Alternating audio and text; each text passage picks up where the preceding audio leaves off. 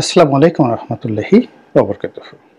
সম্মানিত দর্শক, ডক্টর মোহাম্মদ ইউনূসের যে অন্তর্বর্তীকালীন সরকার বহুমুখী চাপের মধ্যে পড়েছে এবং একটি রাষ্ট্র সাধারণত সরকারের উপর অনেকটা নির্ভরশীল।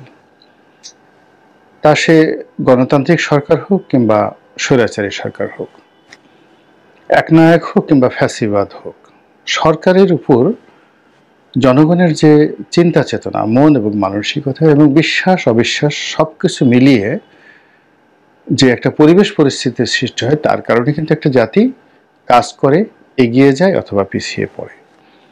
তো আমরা সেই দীর্ঘদিন ধরে যে জাতাকলে পিষ্ট হচ্ছি, সে 2014 সন থেকে নয়, ঠিক আমার মনে হচ্ছে 2013 সন থেকে সেই হেফাজতের যে আন্দোলন কিংবা তারও আগে যখন গণজাগরণ মঞ্চ হলো, তখন থেকে আমাদের যে অসুখ শুরু হলো, সেই অসুখ বাড়তে বাড়তে একেবারে আমাদেরকে বলতে গেলে এখন শুইয়ে ফেলেছে।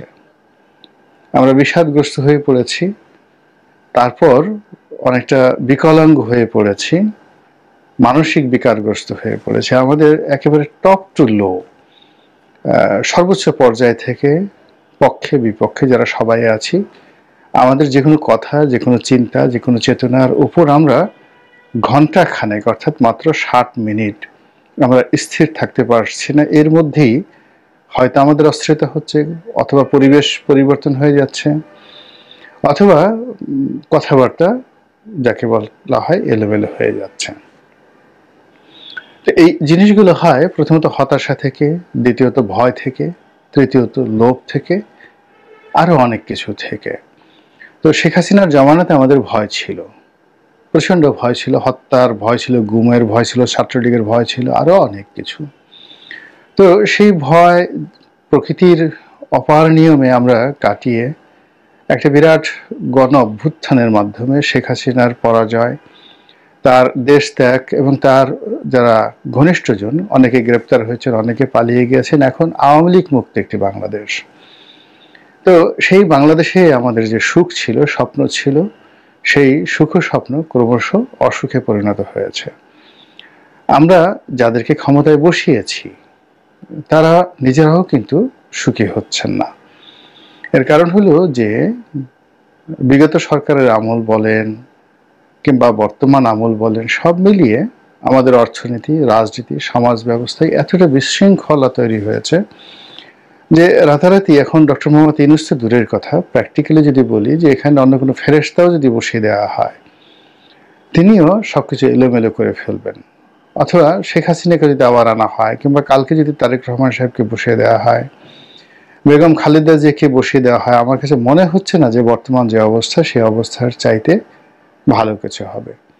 এই কারণে সময়টা বাংলাদেশের জন্য ভালো যাচ্ছে না।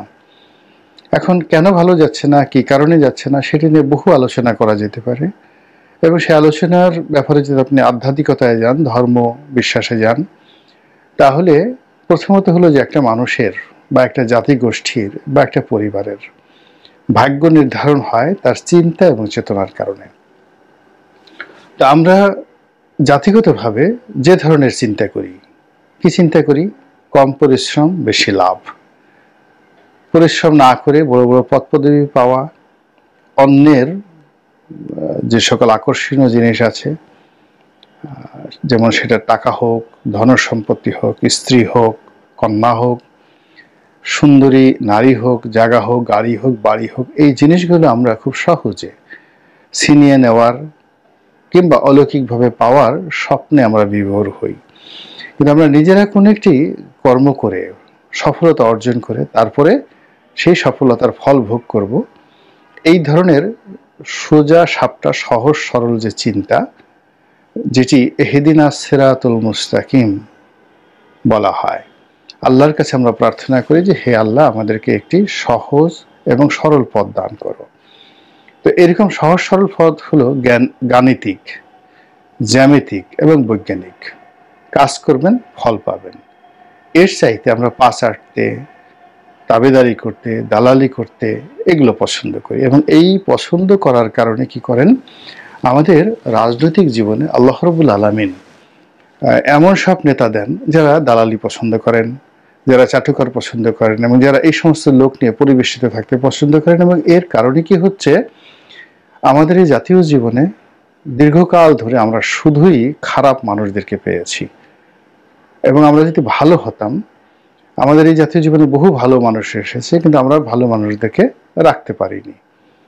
তাদেরকে হয়তো মেরে ফেলা হয়েছে, তাদেরকে তাড়িয়ে দেওয়া হয়েছে, অথবা এমন একটা পরিবেশ পরিস্থিতি তৈরি করা হয়েছে যেন তারা আর না আসে। প্রতি মুহূর্তে আমরা শুধু সমালোচনা করেছি। তো এই কারণে প্রকৃতিগতভাবে আমাদের জীবনে ঝড়, বৃষ্টি, বন্যা, বাদল থেকে শুরু করে প্রাকৃতিক দুর্যোগ এবং ভালো নেতা না পাওয়া এবং সামাজিক নানা রকম বিপত্তি, রোগ বালাই থেকে শুরু করে আরো অনেক কিছু হয়ে থাকে প্রাকৃতিকভাবে। আর সামাজিকভাবে যে জিনিসগুলো হয় সেটিও আমাদের জন্য আসলে হাসি মুখে থাকা, সুখে শান্তিতে থাকার জন্য যাকে বলা হয় উপযুক্ত নয়। আর কখনো কখনো বিশ্বের যে পরিস্থিতি, সেই পরিস্থিতি প্রায় আমাদের প্রতিকূলে চলে যায়। যেমন এই মুহূর্তে ডক্টর মোহাম্মদ ইউনূস সরকার ক্ষমতায় এসেছেন, কিন্তু তিনি, আশ্চর্যের ব্যাপার হলো, তাকে ব্যাটারি চালক যারা আছেন রিক্সা, তাদের হুমকি মোকাবেলা করে তাকে ক্ষমতায় থাকতে হচ্ছে। এরপর দুটো কলেজের মারামারি, 7টা কলেজের দাবি দেওয়া, এরপর আরো অনেক কিছু ছোটখাটো বিষয় নিয়ে এমন সব বিপদের মধ্যে এই সরকারকে তার ক্রান্তিকাল পার হতে হচ্ছে, যেটি নির্বাচিত সরকারের পক্ষে সম্ভব নয়। এবং এই 3 মাসে আমাদের যে বিবর্তনগুলো হয়েছে, সেই বিবর্তন হলো, যারা ভয় দেখাবেন, শাসন করবেন, তারা উল্টোভাবে ভয় পাচ্ছেন। অনেক পুলিশের কর্মকর্তা ভয়ে তারা তটস্থ থাকেন। অনেক পুলিশের সদস্য ভয়ে তারা মুভমেন্ট করেন না, আকাশের দিকে তাকিয়ে থাকেন। আমাদের আশ্রয়স্থল সেনাবাহিনী, এবং আমরা সবচেয়ে বড় যে মেডিসিন আমাদের শাসন ক্ষমতা, সেটা হলো সেনা শাসন। কিন্তু এই গত 3 মাসের অধিক সময় ধরে এই সেনাবাহিনী রাজপথে থাকার কারণে এখন তারাও পুলিশের সঙ্গে পাল্লা দিয়ে এই জনগণের যে মব, এটাকে মোকাবেলা করতে হচ্ছে। এবং অনেক ক্ষেত্রে তারা সাধারণ ছাত্র জনতার সঙ্গে মারামারি, কাটাকাটি, ইটপাট খেল নিক্ষেপ থেকে শুরু করে যাকে বলে এমন সব ঘটনার মধ্যে জড়িয়ে পড়ছেন, ফলে তাদের যে সম্মান, মর্যাদা, এই জিনিসগুলো থাকছে না। এখন তাদেরকে পুলিশের চাইতেও বলতে গেলে অসম্মানজনক এবং বিরূপ অবস্থার মধ্যে পড়তে হচ্ছে, এবং তারা ধৈর্য হারিয়ে ফেলছেন। একদিকে তাদের হাতে অস্ত্র রয়েছে, যেটা দিয়ে অবাধে গুলি করার ক্ষমতা রয়েছে, কিন্তু তারা সেই অস্ত্র প্রয়োগ করতে পারছেন না। এর কারণ হলো, এখন এই কয়েকদিন আগে যে গণ অভ্যুত্থান হয়েছে, যদি বড় কোনো দুর্ঘটনা ঘটে, মুহূর্তের মধ্যে পুরো সেনাবাহিনীর বিরুদ্ধে জনমত চলে যাবে। আবার অন্যদিকে তাদেরা এই বিশাল একটা, আপনি চিন্তা করেন, একটা স্টেন গান কিংবা একটা 303 রাইফেল কিংবা একটা চাইনিজ অ্যাসল্ট রাইফেল, যেগুলো আর্মিরা ব্যবহার করে, এর এক একটার ওজন 10 কেজি 12 কেজি। তাদের যে বুট যেটা পরে থাকে, এই একটা বুটের ওজন 3 থেকে 4 কেজি। শরীরের যে পোশাক, বেল্ট থেকে শুরু করে অন্যান্য যে সকল সামরিক সরঞ্জাম আদি রয়েছে, তাকে গড়ে 20 থেকে 25 কেজি ওজনের যে ভার বহন করতে হয়। এই ভার নিয়ে আবার যদি একটা বড় একটা লাঠি নিয়ে তাদেরকে খালি হাতে যারা মব করছেন, সংগ্রাম করছেন, তাদের পেছনে দৌড়াতে হয়, তাদেরকে মারতে হয়। It's a dangerous thing. এটা সেনাবাহিনীর পক্ষে সম্ভব নয়। তাদেরকে তৈরি করা হয়েছে শুধু গুলি করার জন্য। তো এনিওয়ে, এই জিনিসগুলো করে তারাও খুব বিপদ এবং বিপত্তির মধ্যে আছে। ফলে প্রতিদিনই নিত্য নতুন যে অভ্যন্তরীণ সমস্যা, যেটা গতকাল ছিল না কিন্তু আজকাল হয়েছে। গতকাল পুরো ঢাকা শহর বলতে গেলে অচল ছিল, এই কারণে যে ঢাকা কলেজ যেমন সিটি কলেজ মারামারি করেছে। তার আগের তারপরে গেল সেটা সন্ধ্যা পর্যন্ত, সেটা নিষ্পত্তি হলো। সন্ধ্যার পরে জাহাঙ্গীরনগর ইউনিভার্সিটির মধ্যে সেই বিশাল বিপ্লব। এর কারণ হলো ব্যাটারি চালিত একটি রিক্সা একজন ছাত্রীকে মেরে ফেলেছে চাপা দিয়ে।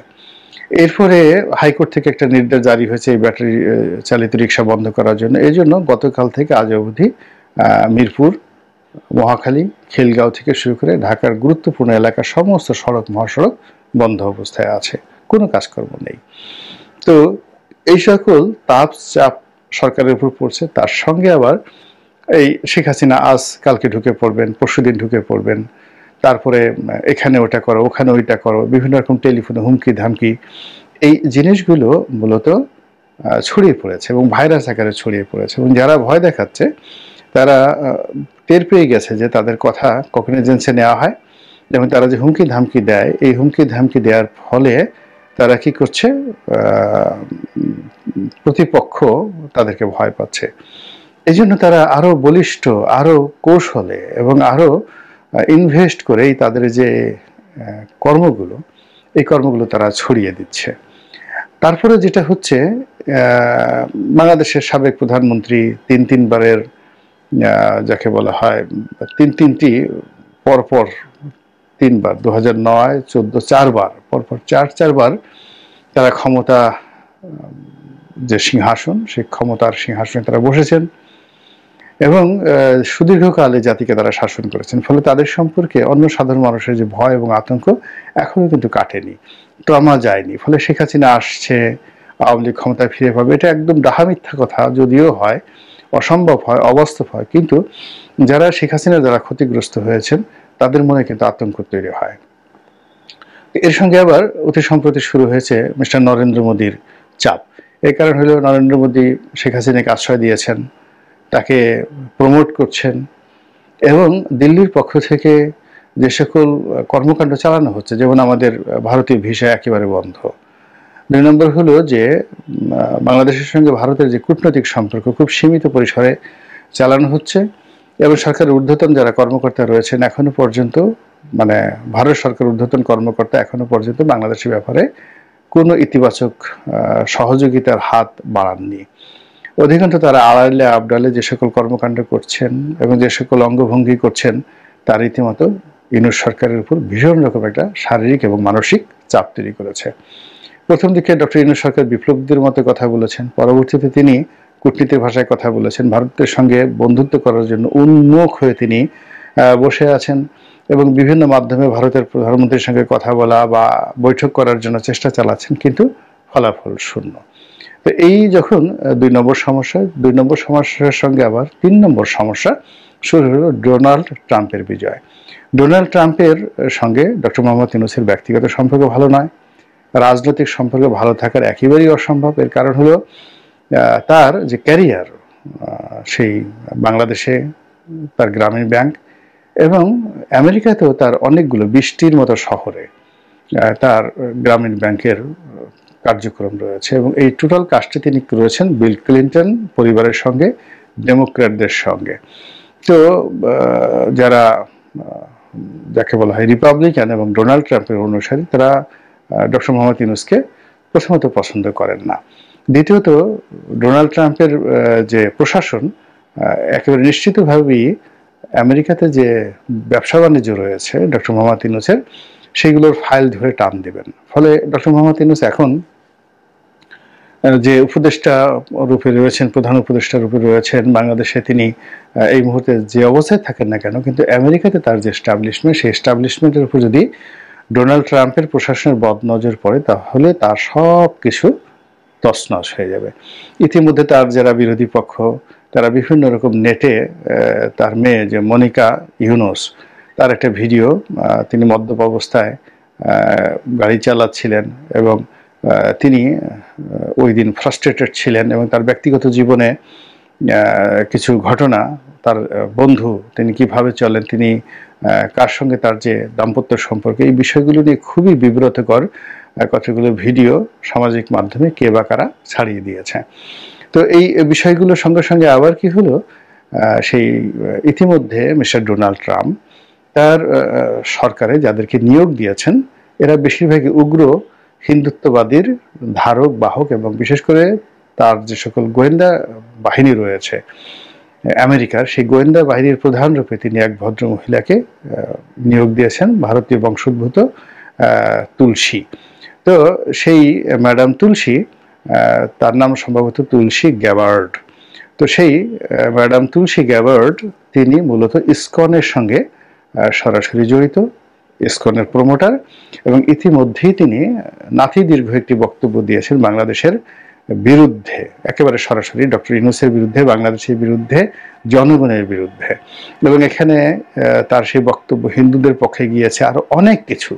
তো সব মিলিয়ে এরকম একটা মানুষ যদি সিআইএ এর প্রধান হয়, তিনি এফবিআই এর প্রধান হন, তিনি সিআইডির প্রধান হন, পুলিশের গোয়েন্দা দপ্তর স্পেশাল ব্রাঞ্চের প্রধান হন, এবং সেই অবস্থায় থেকে যদি ডক্টর মোহাম্মদ ইউনূসের সরকারের উপর চাপ প্রয়োগ করেন, সেই বহুমুখী চাপে সরকারের দিশা হারা হওয়া ছাড়া কোনো উপায় থাকবে না। এবং সরকারের মধ্যে যখন এরকম ভয়, আতঙ্ক বা এরকম দিশাহারা পরিবেশ পরিস্থিতি বিরাজ করে, তখন মহাখালীতে একজন ব্যাটারি চালক যদি একটা ধমক দেন, কিংবা একজন ব্যাটারি রিক্সার যে চালক একটা হুমকি দেন, বা একটা টায়ার পাংচার হয়, এটি কিন্তু অনেক বড় বড় মানুষের অন্তরাত্মাও কিন্তু কেঁপে যায়।